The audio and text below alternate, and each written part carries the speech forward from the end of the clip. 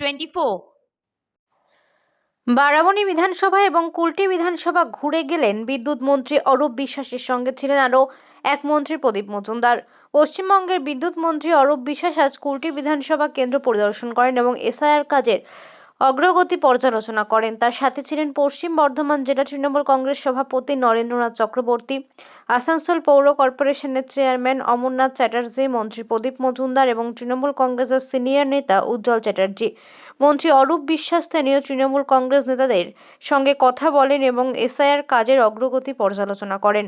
সাংবাদিকদের সঙ্গে কথা বলতে গিয়ে তিনি বলেন যে এই কাজটি এখানে শহর রাজ্য জুড়ে চলছে। আজ তিনি প্রতিটি এলাকা ঘুরে ঘুরে কাজ পর্যালোচনা করেছেন।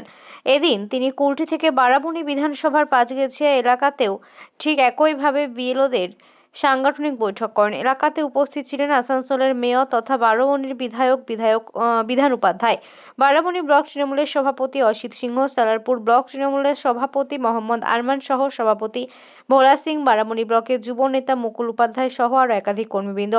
গতকাল বিজেপি বিধায়ক অগ্নিমিত্র পাল বলেছেন যে এই দেশের অন্যান্য অংশের তুলনায় পশ্চিমবঙ্গের প্রতিটি ইউনিট বিদ্যুতের দাম সবচেয়ে বেশি এবং বিদ্যুৎ মন্ত্রীকে এর জন্য দায় নিতে হবে। আজ আমরা অরূপ বিশ্বাসের সঙ্গে কথা বলে তিনি বিজেপি বিধায়কের বিরুদ্ধে মিথ্যাচারের অভিযোগ করেন। তিনি বলেন যে তিনি একজন বিধায়ক, কিন্তু বিধায়ক হিসেবে তার বক্তব্য সত্য নয়। বিদ্যুতের দামের দিক থেকে বাংলাদেশে 17তম স্থানে রয়েছে। মন্ত্রী বলেন যে তিনি বিজেপি বিধায়কের বক্তব্য শুনেনি, তবে তিনি যদি এমন মিথ্যা বক্তব্য দিয়ে থাকে তবে তিনি তার বিরুদ্ধে আইনি ব্যবস্থা নেবে।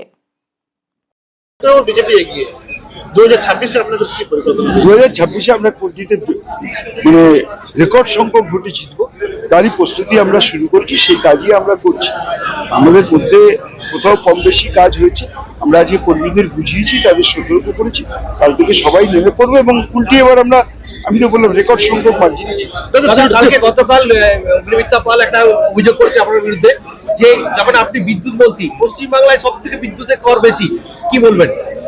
দেখুন, এখন যদি কেউ না জেনে কোনো কথা বলেন, উনি একজন বিধায়িকা, সম্মানীয় বিধায়িকা, ওনাকে শুধু বলবো একটু পড়াশুনো করুন, মন দিয়ে পড়াশুনো করুন।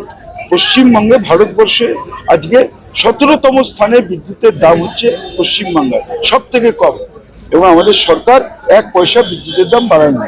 উনি জেনে যদি অসত্য কথা বলেন, তার দায় এবং দায়িত্ব তার। এবং এই স্টেটমেন্ট আমি কোনো খবরের কাগজে পাইনি। যদি আপনার কাছে ক্লিপিং থাকে আপনি আমায় দিন, আমরা আইনত ব্যবস্থা নেব। দাদা হুমায়ুন কবির মোটামুটি তো কাকসা থেকে নিয়ে বরাবর পর্যন্ত ঘুরে আমরা ঘোরা হয়ে গেল। একটা ষড়যন্ত্রের বিরুদ্ধে লড়াই, একটা চক্রান্তের বিরুদ্ধে লড়াই। যা বিজেপি তাই কমিশন, যা কমিশন তাই বিজেপি, তাদের বিরুদ্ধে লড়াই। মমতা বন্দ্যোপাধ্যায়, অভিষেক বন্দ্যোপাধ্যায় আমাদের বলেছেন আমরা সমস্ত কর্মীরা রাস্তায় নেমে এর বিরুদ্ধে লড়াই করছি। এটা বিহার নয়, এটা মহারাষ্ট্র নয়, এটা হরিয়ানা নয়, এটা দিল্লিও নয়, এটা বেঙ্গল, এটা মমতা ব্যানার্জির বাংলা। আমরা লড়াই করব এবং আবারও 250 সিটে জিতে মমতা ব্যানার্জিকে মুখ্যমন্ত্রী করব। জেলাতে কত লোক মোটামুটি মানে বাদ যাচ্ছে বলে মনে হচ্ছে? এখন পর্যন্ত পুরো পরিসংখ্যান আমাদের কাছে আসেনি, এলেই আমরা পুরো পরিসংখ্যান দিতে পারবো।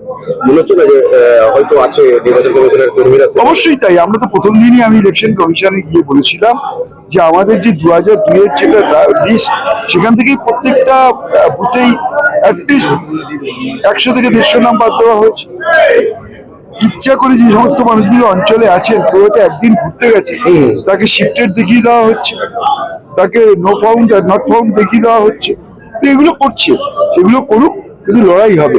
হয় ইলেকশন কমিশনের বিরুদ্ধে লড়াই হবে, তাহলে তো অভিষেক বন্দ্যোপাধ্যায় বলেছেন 10 লক্ষ লোক নিয়ে দিল্লি যাবো। আদালত খোলা আছে, আদালত তো রয়েছে।